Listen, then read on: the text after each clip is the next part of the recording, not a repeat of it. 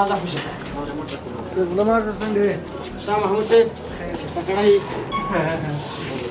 بس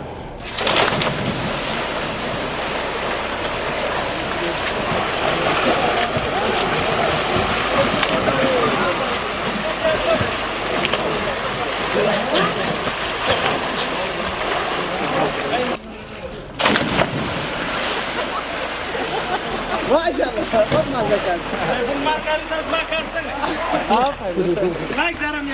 ورزش و تفریح هم بخش از برنامه‌های روزانه است که در بلاک نوجوانان بازی والیبال و بازی طرفداران زیادی دارد. در بلاک توقیف فوتبال یک از سرگرمی‌های اصلی است.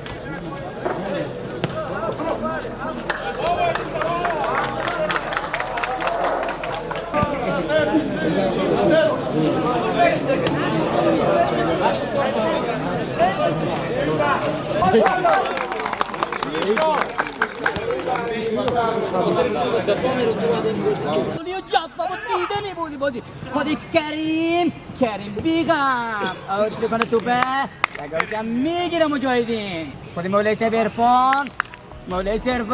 یک فراری جانانه استاد عبدالله گرد بزرگ قشنگ حالا ببینیم حرکت مجاهدین چقدر زیبا جانانه آفید یک لحظه دروازه میخواد باز کنه وای ببینیم خودی مجاهدین حرکت زیبا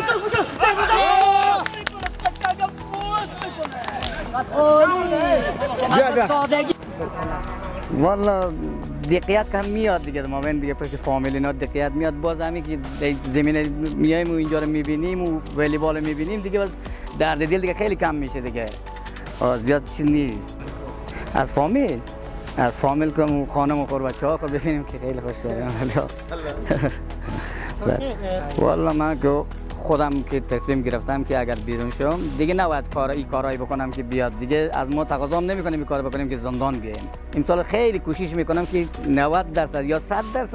دیگه نباید زندان بیام خودم که فکر میکنم برای بچه‌هام هم میگم که دیگه دنبال کاری غلط نره